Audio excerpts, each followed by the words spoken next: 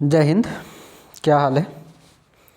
उम्मीद करते हैं सभी अच्छे से अब नए साल में प्रवेश कर चुके हैं और नए साल में प्रवेश करने के साथ साथ सब अपना टारगेट भी एक फिक्स कर लिए होंगे कि आने वाले ये पूरी साल आपके लिए कैसा होने वाला है। तो इसी पूरे साल को अच्छा बनाने के ही क्रम में हमने भी आपके साथ जुड़ करके एक प्रयास किया है, जिसके अंतर्गत आपको पता है कि आप किसी भी तरह के एग्ज़ाम दोगे, वनडे एग्ज़ाम, जिसमें NCERT के सवाल आपको कहीं ना कहीं सवाल में दिखता है। तो इसी NCERT के प्रॉब्लम को सॉल्व करने के लिए हमने आपके लिए NCERT का पूरी सीरीज़ शुरू किया है।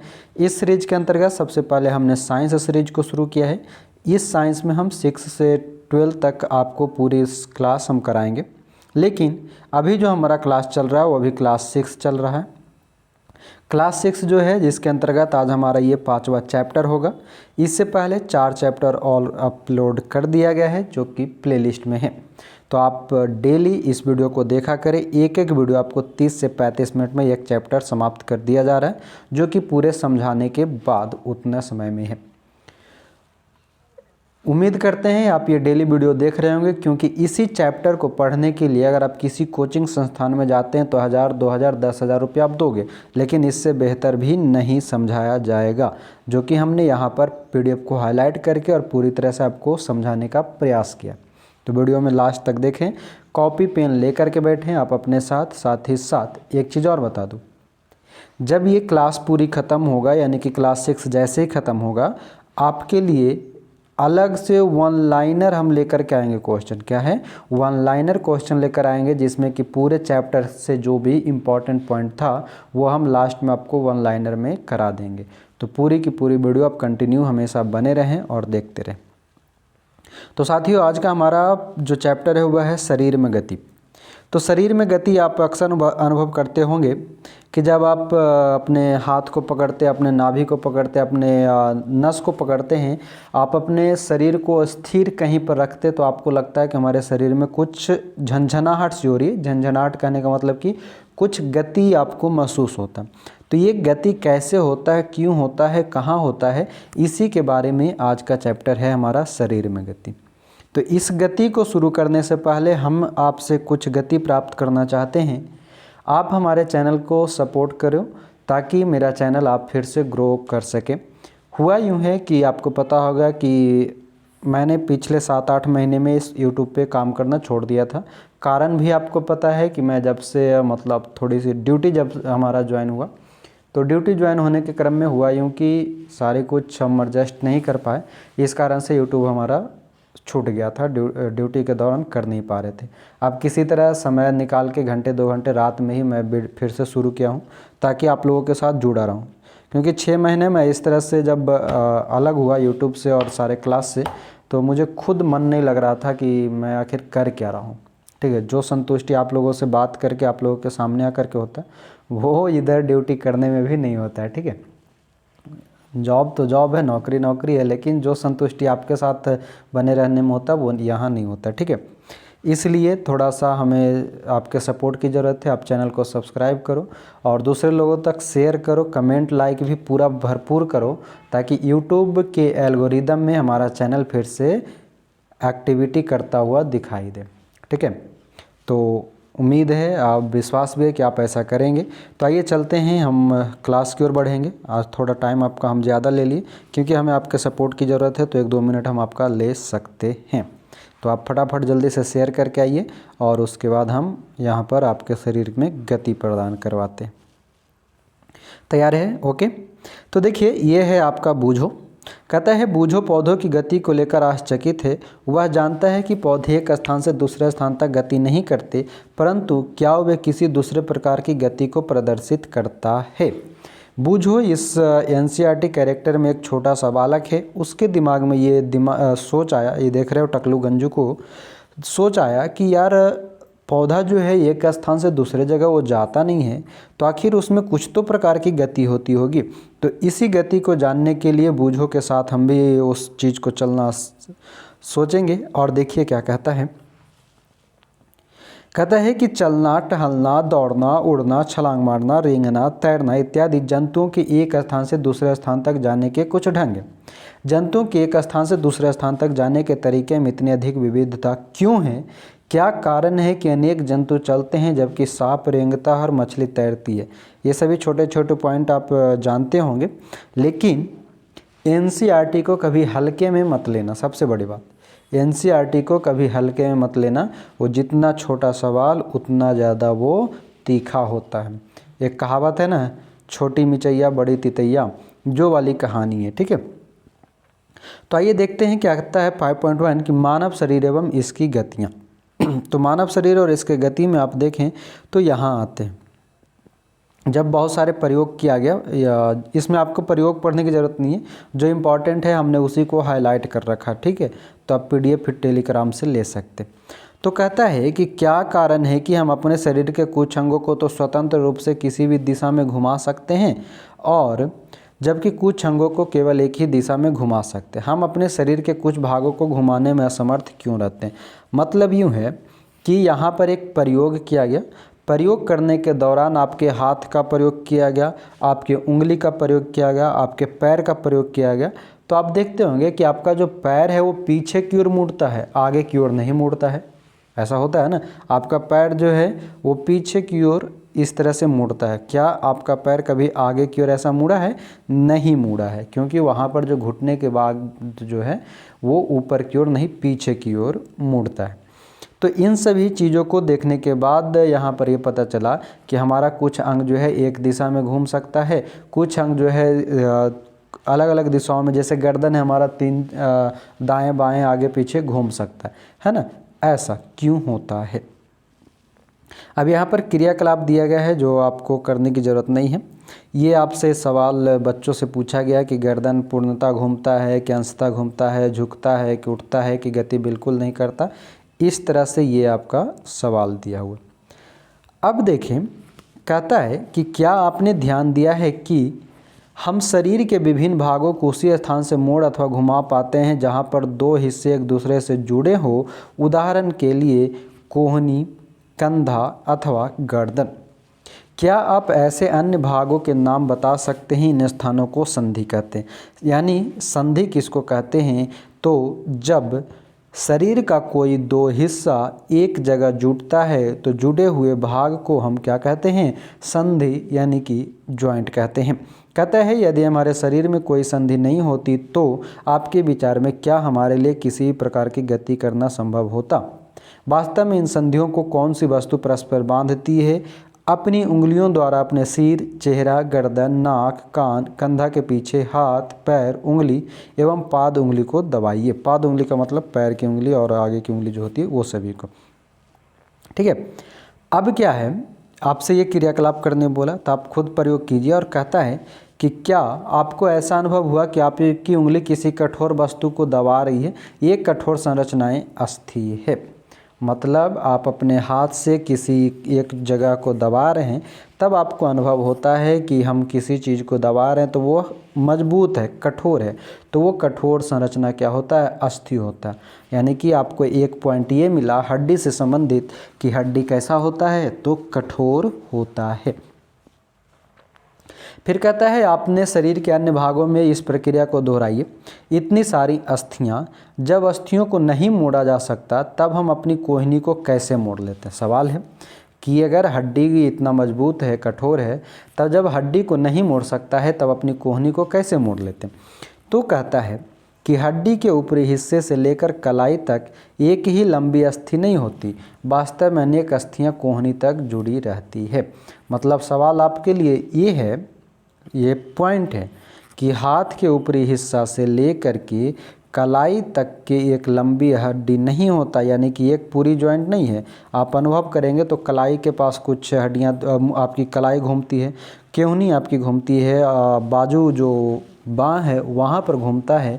तो ये कहता है कि ये क्या है? हाथ की हड्डी एक लंबी हड्डी नहीं है, बल्कि अलग अलग हड्डियों से मिलकर के बना हुआ है। कहता है इस प्रकार हमारे शरीर के प्रत्येक हिस्से में अनेक अस्थियां हैं। हम अपने शरीर को कैसे उसी स्थान पर हिला या झुका नहीं सकते जहां ये अस्थियां एक दूसरे से मिलती है। विभिन्न गतिविधियों एवं विभिन्न प्रकार की गतियों के लिए हमारे शरीर में अनेक प्रकार की संधियां होती है। आइए उनमें से कुछ के बारे में जानें। तो यहाँ से आपका इम्पॉर्टेंट होने वाला है, ज़रा ध्यान से सुनेंगे, समझेंगे और नोट करेंगे। सबसे पहला जो संधि हुआ है हमारा कंदुक खलिका संधि। क्या है? कंदुक खलिका संधि। अब ध्यान से समझेंगे ये कंदुक खलिका संधि कहाँ पर पाया जाता है। तो देखिए, ये आप देख रहे हैं, ये पिक्चर है कंदुक खलिका संधि। ये कोई एक प्रयोग किया है, कागज़ का बेलन, ये गेंद है, उसके ऊपर से कटोरी है। यानी कि अब आपको ये समझ में आ जाना चाहिए कि कहता है कि एक अस्थि का गेंद वाला गोल हिस्सा दूसरी अस्थि की कटोरी ऊपर गुहिका में धंसा हुआ है। इस प्रकार की संधि सभी दिशाओं में गति कर सकती है। क्या आप इन गतियों में उपरोक्त प्रकार की संधि का कोई अन्य उदाहरण खोज सकते हैं? इस अनुभाग के प्रारंभ में शरीर के विभिन्न भागों को हमारे द्वारा दी गई गतियों का स्मरण दीजिए। अब कंदुक जो खलिका संधि है वो कहाँ पर है? तो देखिए, ये जांघ की हड्डी है, ये आपका जहाँ से वो पैर थोड़ा सा मुड़ता है जांघ वाला वो है, और ये श्रोणि अस्थि और ये कंदुक खलिका अस्थि है। यानी कि हमारे जो जांघ है, जांघ के पास में आप अगर देखते होंगे तो ये क्या होता है, ये गोल मजबूत, ये कैसा मजबूत होता है, उसके ऊपर एक कटोरी टाइप का होता है। ये कटोरी के ऊपर में दूसरे अंग होते हैं, जो जांघ के ऊपर की कमर वाली हड्डी होती है वो।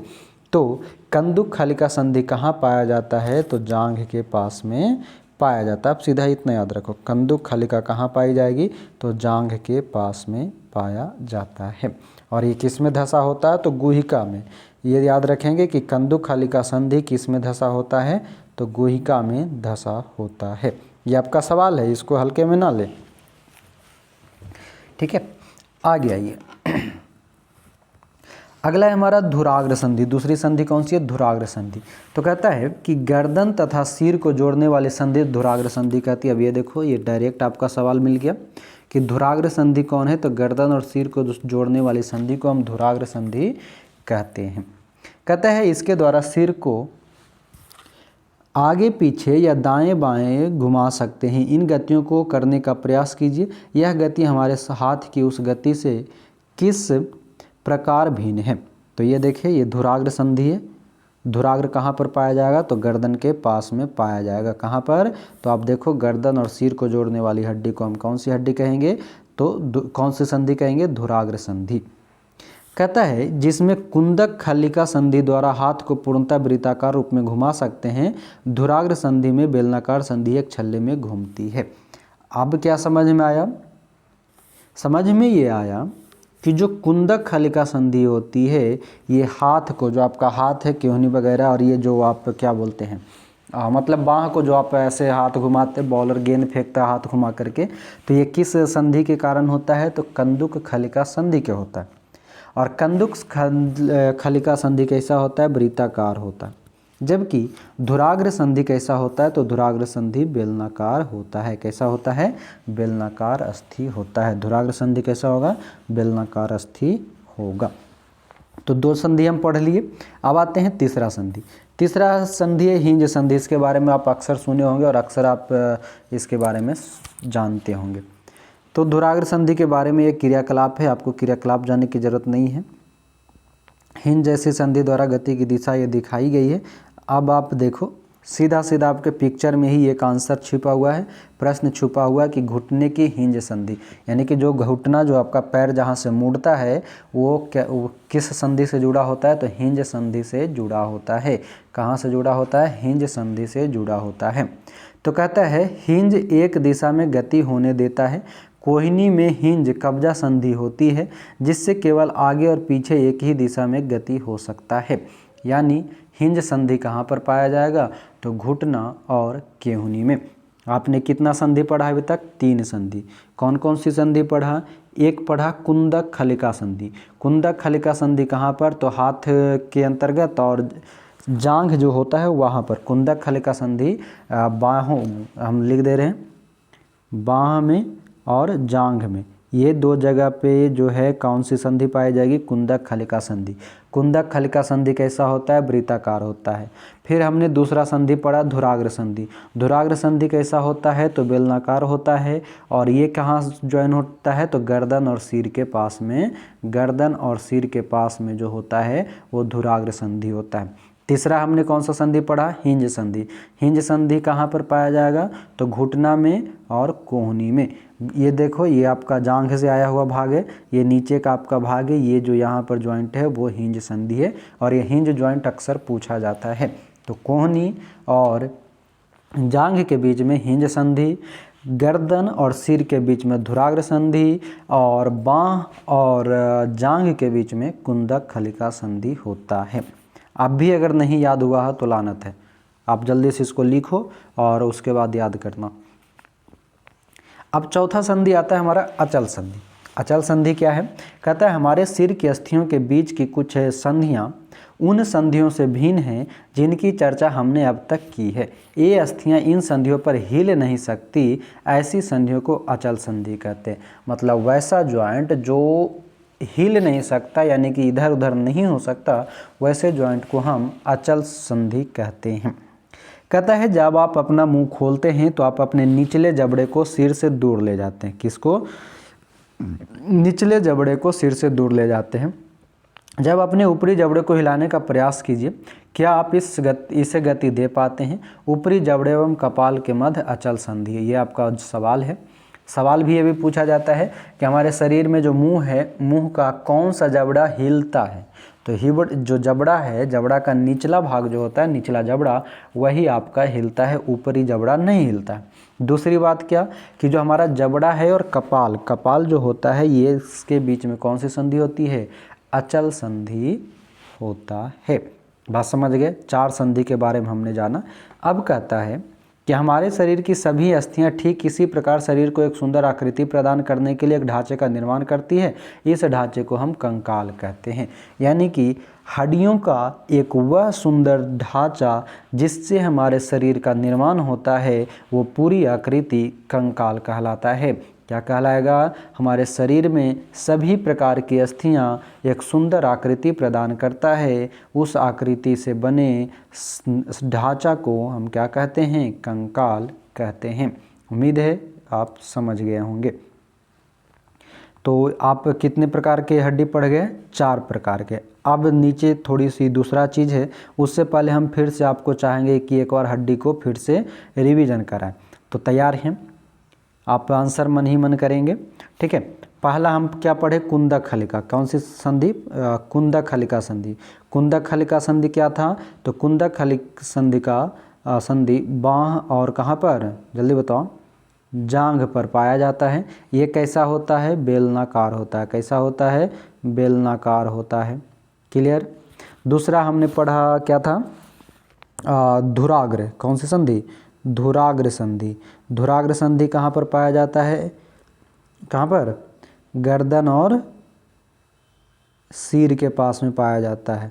और धुराग्र संधि कैसा होता है, तो वृत्ताकार होता है। कैसा होता है, वृत्ताकार होता है। तीसरा हमने पढ़ा कौन सा संधि, कौन सा था तीसरा, हिंज ज्वाइंट। कौन सा था, हिंज संधि।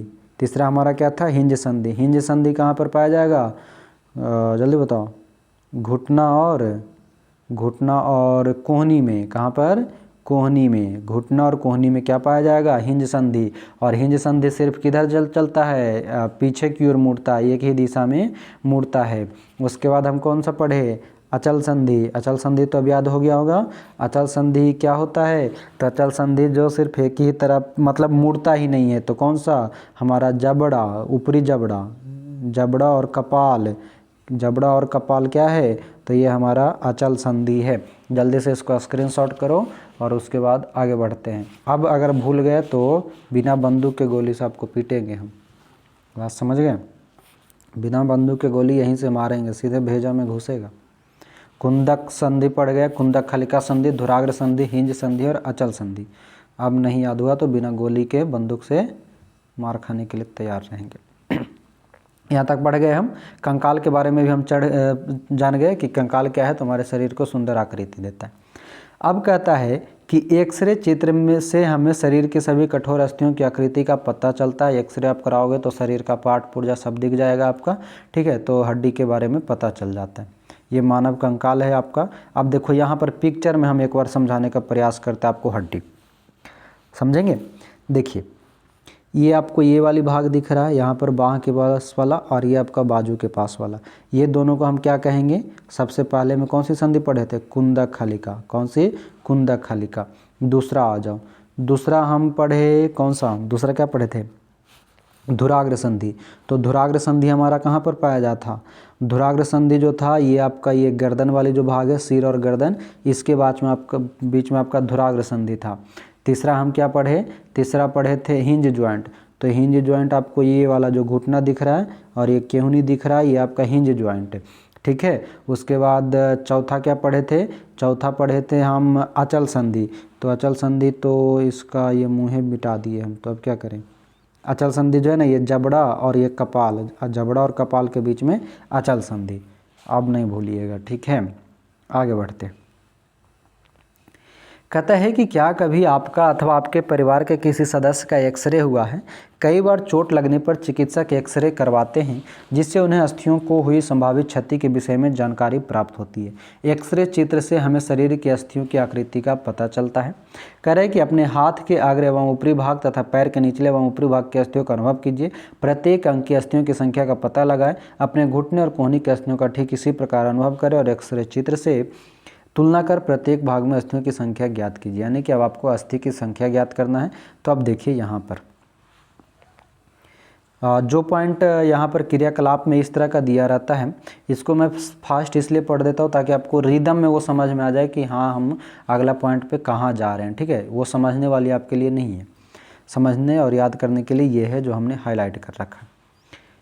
कहता है कि अपनी उंगलियों को मोड़िए। क्या आप उन्हें प्रत्येक संधि स्थल पर मोड़ सकते हैं? आपकी मध्यमा में कितनी अस्थियां हैं?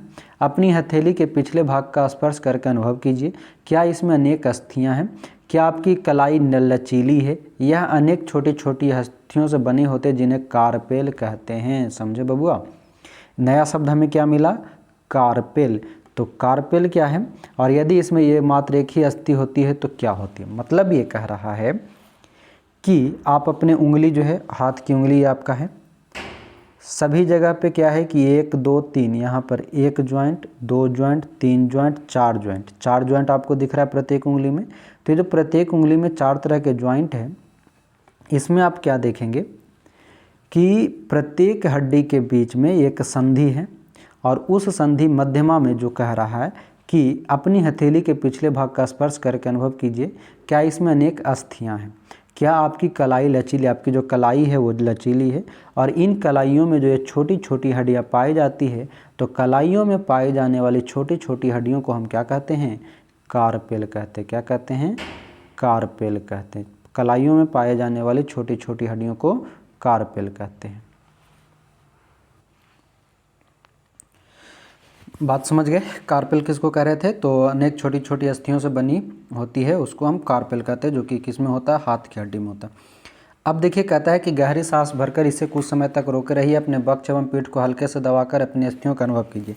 कहता है कि जितनी पसलियाँ यानी कि वक्ष की अस्थियाँ को आप गिन सकते हैं, गिन लीजिए।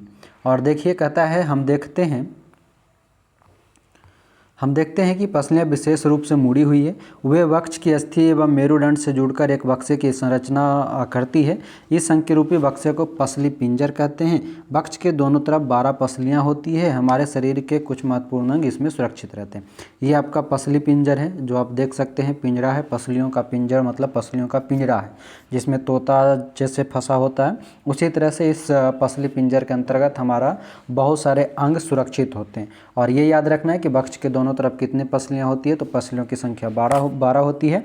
और पसली पिंजर किससे बनता है? तो हड्डी और मेरुदंड से मिलकर बनता है। पसली पिंजर किसका रूप है? तो हड्डी और मेरुदंड से जोड़ करके पसली पिंजर का निर्माण होता है। अब यहाँ देखेंगे, कहता है कि अपने कुछ मित्रों को बिना घुटने मोड़े झुककर अपने पाँव की उंगलियां छूने को कहे। जैसे आप रनिंग वगैरह करने जाते होंगे तो हमारे जो ट्रेनर होते हैं या हमारे जो सारे दोस्त होते हैं वो लोग क्या करते हैं कि वो बोलते हैं कि बिना घुटना मोड़े आगे उंगली को छुओ, ज़मीन को छुओ। तो वही छूने बोल रहा है। कह रहा है क्या यह चिकनी, समतल अथवा अखंड है? अपनी उंगलियों को अपने मित्र की गर्दन से, देखिए ध्यान से आपको देखना है, गर्दन से प्रारंभ करके उसकी पीठ पर नीचे की ओर लगाइए। आपके द्वारा अनुभव की गई संरचना मेरुदंड है। ये जो आप देख रहे हैं ये क्या है? मेरुदंड है। मेरुदंड कहाँ से होता है? तो गर्दन से लेकर के कमर तक की जो संरचना होती है उसे हम मेरुदंड कहते हैं। मेरुदंड अनेक छोटी छोटी अस्थियों से बना होता है जिसे कशेरुका कहते हैं। मेरुदंड 33 कशेरुकाओं का बना होता है। पसली पिंजर भी वक्ष क्षेत्र की इन अस्थियों से जुड़ा होता है। मतलब सवाल क्या है और आपके लिए समझने वाली बात क्या है? आप जो ये देख रहे हो पसली पिंजर, ये पसली पिंजर में हमने 12 पसलियाँ देखा। इन 12 पसलियों के बाद अगर आप देखोगे तो गर्दन से नीचे तक जो है एक हड्डी जाता है जो कि आपके कमर के पास तक एनस तक होता है। ये छोटी छोटी अस्थियों से बना होता है जिसे हम कशेरुका कहते हैं। क्या कहते हैं? कशेरुका कहते हैं। मेरुदंड 33 कशेरुकाओं का बना होता है। ये भी अक्सर पूछा जाता है कि मेरुदंड जो है 33 कशेरुकाओं का बना होता है और पसली पिंजर भी वह क्षेत्र की इन अस्थियों से जुड़ा होता है। यानी कि मेरुदंड पसली पिंजर से जुड़ा होता है। मेरुदंड पसली पिंजर से जुड़ा होता है, ये ध्यान में रखेंगे। कहता है यदि मेरुदंड केवल एक ही अस्थि का बना होता है तो क्या आपका मित्र इस प्रकार नीचे झुक सकता है?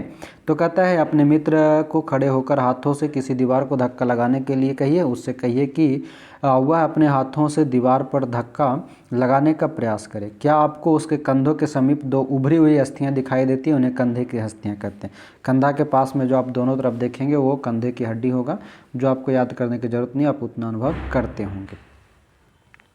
कहता है चित्र 5.13 ये वाली दिखा रहा है।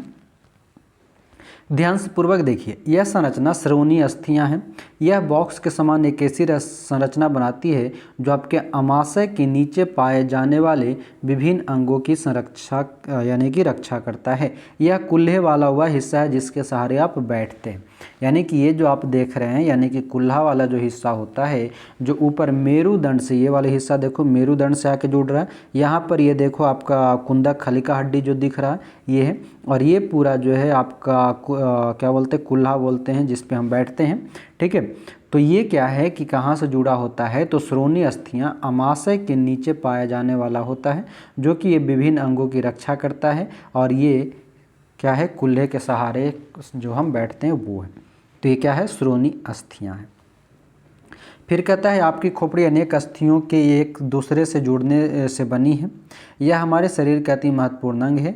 मस्तिष्क को परिबद्ध करके उसकी सुरक्षा करती है। हमने अपने कंकाल की बहुत सी अस्थियां तथा संधियों के बारे में चर्चा की। कंकाल की कुछ अतिरिक्त अंग भी है जो हड्डियों जितना कठोर नहीं होते और जिन्हें मोड़ा जा सकता है, उन्हें उपास्थि कहते हैं। यानी अब हमारा हड्डी जो है वो समाप्त हो चुका। हड्डी मतलब हड्डी चैप्टर, हड्डी आपके शरीर से नहीं, हड्डी चैप्टर। तो फिर से हम एक बार आपको हड्डी याद दिला दें। हड्डी हम आपको याद दिलाने के क्रम में हम कहाँ ले चलेंगे? सबसे पहले हमने पढ़ा था कार्पेल के बारे में। कार्पेल कहाँ पाया जाता है? तो हाथ की हड्डियों में जो छोटी छोटी ज्वाइंट होता है उसे हम कार्पेल कहते हैं। दूसरा हमने क्या पढ़ा कि पसली के बारे में पढ़ा।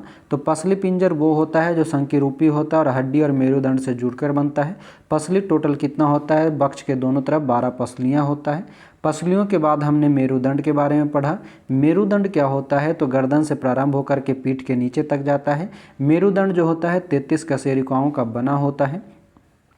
उसके बाद हमने क्या पढ़ा? श्रोणीय अस्थियां के बारे में पढ़ा। श्रोणीय अस्थियां क्या होता है? तो अमाशय के नीचे ये होता है, कुल्हे को बनाता है, और ये जो होता है जिसके सहारे हम बैठने का प्रयास करते हैं। उसके बाद खोपड़ी के बारे में हमने पढ़ा। तो खोपड़ी के बारे में आप यहाँ देख सकते हैं, मानव खोपड़ी है। इन सब के अलावा कुछ ऐसे हड्डी होती है जो हड्डियों के जैसा पूरी तरह से कठोर नहीं होता है, उसे हम हल्की फुल्की मोड़ सकते हैं। इसे हम क्या कहते हैं? उपास्थि। उपास्थि को इंग्लिश में कार्टिलेज कहते हैं। ये पिक्चर में देखिए क्या कह रहा है कि कान के ऊपर भाग में उपास्थि होती है, कर्णपाली जिसको बोलते हैं। ये जो आपका कान दिख रहा है जिसको पापा मम्मी पकड़ के खींचते हैं, ये कान क्या है? तो ये कान की जो बाहर का जो जिसको हम पिल्ला बोलते हैं, कर्णपाली बोलते हैं, पिन्ना, ये जो है आपका क्या है? उपास्थि का उदाहरण है। तो कहता है कि ऐसा प्रतीत होता है कि इसमें कोई हड्डी नहीं है। क्या आपको उंगलियों के बीच दबाने पर कर्णपाली एवं उसके ऊपर के हिस्से से कोई अंतर महसूस हुआ? क्या आपको ऐसा लगा कि कान का ऊपरी भाग उतना लचीला नहीं है जितना कि हमारी कर्णपाली, परंतु यह अस्थि जैसा कठोर भी नहीं है। ये उपास्थि है। शरीर के संधियों में भी उपास्थि पाई जाती है। मतलब कान के अलावा शरीर के अन्य सभी ज्वाइंट पर अस्थि के जगह उपास्थि भी पाया जाता है। हमने देखा है कि मानव कंकाल अनेक अस्थियों, संधियों एवं उपास्थियों से मिलकर बना होता है। आप उनमें से बहुत को देख सकते हैं, मोड़ सकते तथा गति दे सकते हैं। मतलब हमारा जो चैप्टर था शरीर में गति, तब आपको यहाँ से निष्कर्ष ये मिल जाना चाहिए कि शरीर में गति किसके कारण होता है, तो हड्डी, संधि और उपास्थि के कारण गति होता है। अब यहाँ पर देखिए आपके डोले शोले दिखा रहा है। कहता है कि अस्थि को गति प्रदान करने में दो पेशियां संयुक्त रूप से कार्य करती है। इसको डायरेक्ट याद रखना है, ठीक है। कथनात्मक सवाल बनेगा या फिर डायरेक्ट पूछेगा कि हड्डी की गति प्रदान करने के लिए डैश की कार्य करता है, तो कितना, दो पेशियां संयुक्त रूप से कार्य करता है। ये देख लो, ये ऊपर और नीचे वाली जो है, जो आप कहते हो ये बाइसेप ट्राइसेप, ठीक है। तो ये बाइसेप ट्राइसेप वाली जो है, वहाँ पर आपको हाथ की जो गड्डी नहीं, गति प्राप्त हो रहा है, ये किसके कारण हो रहा है, तो दो पेशियां जब संयुक्त रूप से कार्य करता है तो अस्थियों को गति प्राप्त होता है। कह रहा है यहाँ पर चित्र में जो दिया है कि कहता है कि क्या आप अपनी ऊपरी बाजू में कुछ परिवर्तन अनुभव करते हैं। दूसरे हाथ में इसे छूकर देखिए, क्या आपको कोई उभरा हुआ भाग दिखाई देता है, इसे पेशी कहते हैं। कहता है कि पेशी क्या होता है, तो संकुचित यानी कि लंबाई में कमी होने के कारण पेशियां उभर जाती है। जब किसी भी हाथ या पैर या कहीं पर भी जब लंबाई में कमी होता है यानी संकुचन होता है, यानी कि सिकुड़न होता है, सिकुड़न होने के कारण जो पेशियां उभर कर आती है यानी कि फूल जाती है, उसे ही हम क्या कहते हैं, पेशी कहते हैं, ठीक है। और पेशी को क्या है, जब आप हाथ को लंबा कर लेते हैं तो फिर से नॉर्मल हो जाता है। कहता है कि संकुचन की अवस्था में पेशी छोटी, कठोर एवं मोटी हो जाती है, यह अस्थि को खींचती है। पेशियां क्या करता है, तो पेशियां जो है अस्थि को यानी कि हड्डी को खींचने का काम करता है। ध्यान रखना है, पेशी जो है हड्डी को खींचने का काम करता है। अब यहाँ देखो ध्यान से, कह रहा है किसी अस्थि को गति प्रदान करने के लिए दो पेशियों को संयुक्त रूप से कार्य करना होता है। Point to be noted my Lord. क्या है कि किसी हड्डी को गति देने के लिए दो संयुक्त पेशियों की जरूरत होती है। जब दो पेशियों में से कोई एक सिकुड़ती है तो हड्डी उस दिशा में खींच जाती है। युगल की दूसरी पेशी शिथिल यानी कि लंबाई में बढ़कर पतली हो जाती है, यानी कि शिथिल अवस्था कहलाता है। यानी कि युगल की दूसरी पेशी मतलब दो पेशियां काम करता है, दो पेशियां में एक पेशी जो होता है वो शिथिलन अवस्था करता है। अस्थि को विपरीत दिशा में गति करने के लिए अब शिथिल पेशी सिकुड़कर अस्थि को अपनी पूरी स्थिति में खींचती है, जबकि पहली पेशी अब शिथिल हो जाती है। पेशी केवल खींच सकती है एवं धक्का नहीं दे सकती। अतः एक अस्थि को गति देने के लिए दो पेशियों को संयुक्त रूप से कार्य करना होता है। ओवरऑल इन सभी से ये निष्कर्ष निकला कि पेशियों को काम करने के लिए, हड्डियों को गति देने के लिए दो पेशियों को संयुक्त रूप से काम करना होगा। उसके लिए आप इस पिक्चर को देखो, ये देखो, ऊपर वाली जब सिकुड़ता है तो नीचे वाला फैलता है। ऊपर वाला जब आप हाथ को मोड़ते हो कोहनी के पास से तो ऊपर वाला फूलता है यानी कि ऊपर संकुचन होता है, तो नीचे वाली में शिथिलन होता है यानी कि खिंचाव होता है। और जैसे ही आप हाथ को सीधा कर लेते हो तो ये सब के सब दोनों बराबर हो जाता है। तो ये क्या है, तो ये हमारा पेशी है और यहीं पर शिथिलन और संकुचन होता है। यानी अब हम कह सकते हैं कि किसी भी हड्डी को गति देने के लिए दो पेशियों के बीच में शिथिलन और संकुचन की क्रिया होता है। क्या कहेंगे, हड्डियों को गति देने के रूप में दो पेशियां जब संयुक्त रूप से कार्य करता है तो एक पेशी में शिथिलन तो दूसरे में संकुचन होता है। अब आइए जंतुओं की चाल पे चलते हैं। अभी तक हम पढ़ रहे थे मानवों से संबंधित, शरीर से संबंधित। शरीर के अंतर्गत हमने क्या क्या पढ़ लिया, ज्वाइंट पढ़ लिया, हमने हड्डी के बारे में कुछ पढ़ा, हमने कशेरुक के बारे में पढ़ा, हमने पसली के बारे में पढ़ा, हमने कंकाल के बारे में पढ़ा, हमने और क्या पढ़ा बताओ, कार्पोरल के बारे में पढ़ा। इस तरह से हम लोगों ने बहुत सारी चीज़ें जानी। अब आता है जंतु की चाल। कहता है बगीचे में चलते हुए केंचुए का निरीक्षण कीजिए, इसे पकड़कर एक स्याही सोख फिल्टर पेपर पर रखिए। ध्यान देना है कि इसको प्रयोग करने के लिए फिल्टर पेपर का प्रयोग करेंगे और उसके बाद इस तरह से प्रयोग करना है। प्रयोग करते करते आप देखेंगे केंचुए की गति के बारे में दिया गया है। तो कहता है कि केंचुए के शरीर एक सिरे से दूसरे से सटाकर रखे गए अनेक छल्लों से बना प्रतीत होता है। केंचुए के शरीर में अस्थियां नहीं होती, परंतु इसमें पेशियां होती है। याद रहेगा पॉइंट, क्या कह रहा है, केंचुओं के शरीर में हड्डियां नहीं होती है लेकिन इसमें पेशियां होती है, जो इसके शरीर के घटने और बढ़ने में सहायता करता है।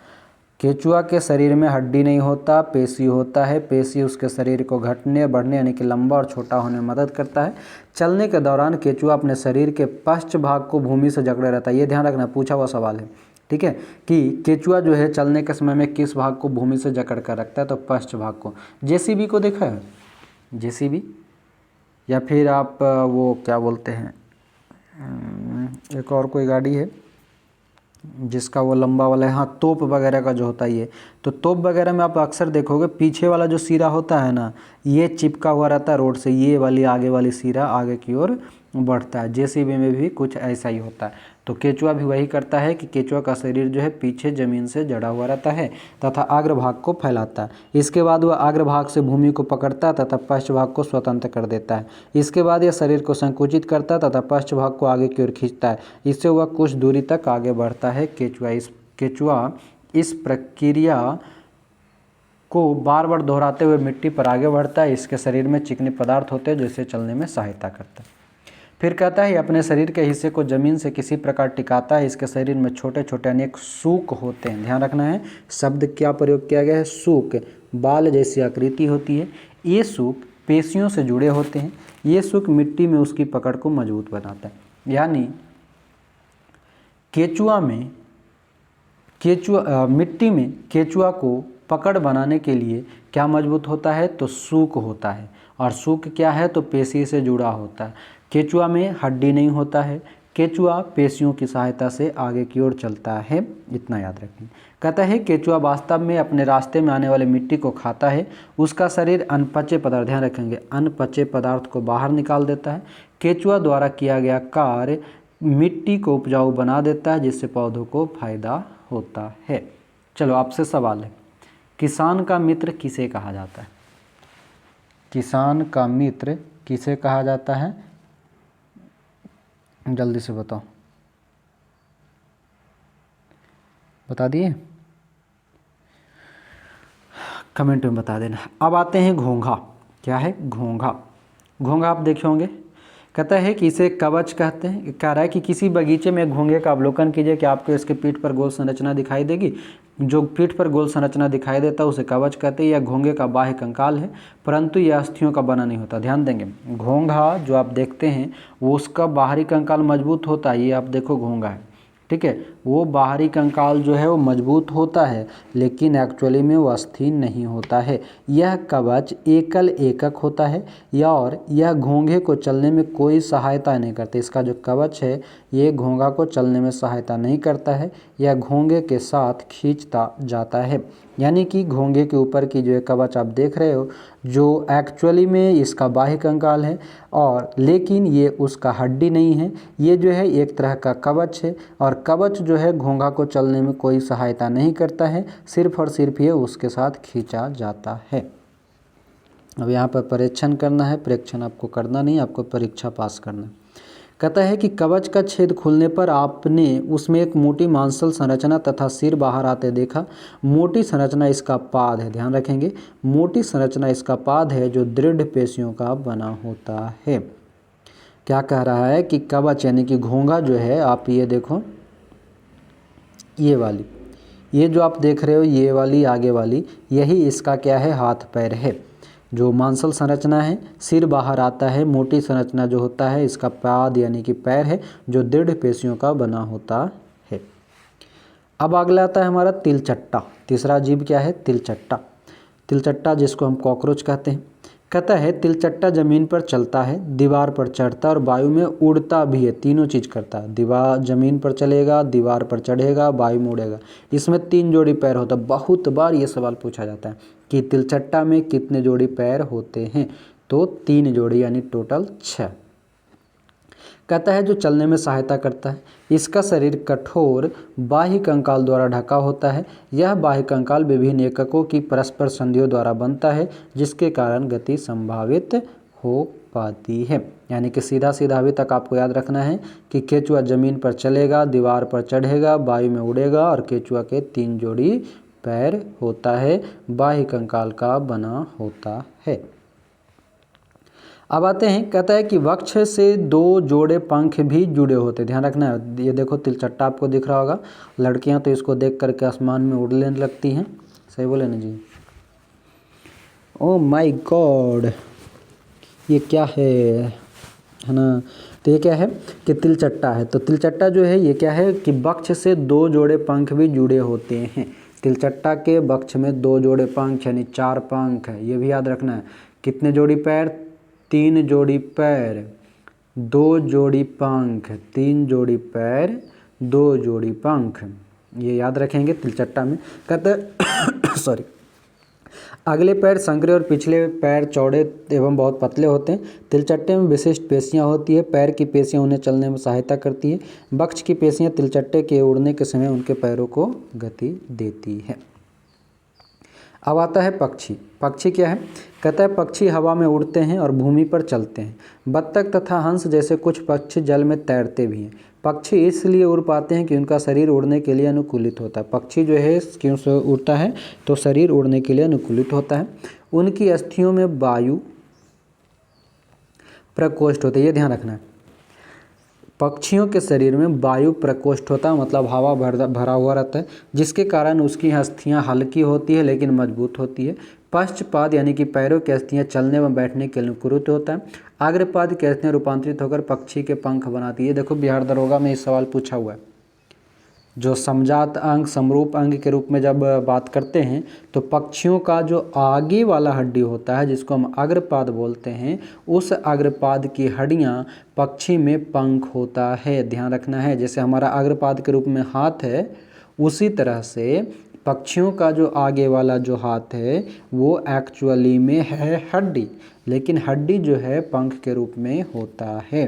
तो क्या याद रखेंगे कि पक्षियों का अग्रपाद की हड्डी पंख के रूप में होता है और कंधे की अस्थियां मजबूत होती है। वक्ष की अस्थियां उड़ने वाली पेशियों को जकड़े रखने के लिए विशेष रूप से रूपांतरित होता है तथा वो पंखा को ऊपर नीचे करने में सहायता करती है।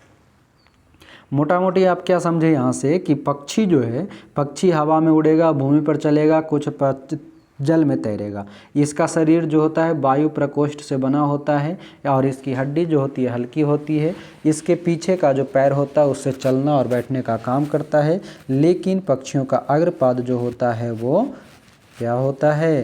तो हड्डी जो है अग्र हड्डी वो पंख के रूप में बदला होता है। यानी कि पक्षियों का पंख क्या है? तो ये एक तरह का हड्डी है और पक्षियों का अग्रपाद की हड्डी क्या है? तो पक्षियों का पंख है। बात समझ गए? अब आइए मछली। मछली जल की रानी आपने देखा ही होगा, है ना? ये देखिए मछली है, मछली है ना? कभी बचपन में ये वाला काम किए? इसको बोलते हैं नाव। कागज़ से बनाते थे, उसके बाद पानी में डाल देते थे, नाव चला जाता था पानी के धारा के सहारे और उसमें आप भी बैठ जाते थे। कभी बैठे हैं नाव पे? ये कागज़ वाली नाव पे। पता चला कागज़ के साथ साथ आप भी डूब गए, है ना? हाँ, तो आइए अब देखिए हम जान क्या रहे हैं मछली के बारे में। ये मछली है, जिनको चाहिए एक एक उठा लेंगे, एक एक उठाएंगे, सबको चाहिए, ठीक है? सब एक एक उठा के अपने अपने घर ले जाएंगे, मार के खाएंगे नहीं, इसको पानी में डाल के जिंदा रखेंगे। आइए, कहता है कि मछली का सिर एवं पूंछ उसके मध्य भाग की अपेक्षा पतला एवं नुकीला होता है। शरीर की ऐसी आकृति धारा रेखीय कहलाती है। यानी कि सवाल पूछा हुआ है कि मछलियों का शरीर कैसा होता है? तो धारा रेखीय होता है। धारा रेखीय का मतलब धारा के अनुसार चलने वाला। अब है, कहते हैं कि विशेष आकृति के कारण जल इधर उधर बाहर निकल जाता है और मछली जल में सरलता से तैर सकती है। यानी कि जो धारा रेखीय होता है इसका शरीर, जिसके कारण ये क्या होता है? मछली आराम से तैर सकता है। मछली का कंकाल दृढ़ पेशियों से ढका रहता है। तैरने की प्रक्रिया में शरीर का अग्रभाग एक ओर मुड़ जाता है तथा पूंछ विपरीत दिशा में जाती है। मछली चित्र 5.24 के अनुसार शरीर को मोड़ती है। ये वाली जो आपको दिख रहा है तिरछा तिरछा, ऐसा ऐसा ऐसा ऐसा चलता है ये। कहता है कि तीव्रता से इसकी पूँछें दूसरी दिशा में मुड़ जाती है, इससे इसे एक झटका सा लगता है और मछली आगे की ओर चल जाती है। इस प्रकार के क्रमिक ताल से मछली आगे की ओर तैरती रहती है। पूँछ के पंख है इस कार्य में इसकी सहायता करता है। पूँछ के जो पंख होता है, जो पीछे ये वाले जो दिख रहा होगा पतला पतला सा ऐसा रहता है, वो वाले इसको सहायता करता है पानी को काटने में और आगे बढ़ने में। कह रहा है कि मछली के शरीर पर और भी पंख होते हैं जो तैरते समय जल में संतुलन बनाए रखने एवं दिशा निर्धारण में सहायता करते हैं। क्या आपने कभी ध्यान दिया है कि गोताखोर अपने पैरों में इन पंखों की तरह के विशेष हरित्र फ्लिपर पहनते हैं जो उन्हें जल में तैरने की सहायता करता है। जो गोताखोर लोग होता है वो इसी तरह के फ्लिपर्स पहन के जाते हैं और क्या करते हैं, तो उससे वो आसानी से तैर पाते। अब आगे आता है सर्प कैसे चलते हैं। सांप के बारे में जानना है। कहता है आपने सांप को फिसलते हुए आगे बढ़ते हुए देखा होगा, क्या यह सीधा चलता है? तो क्या ये सीधा चलता है, इसके बारे में अगर जानना है।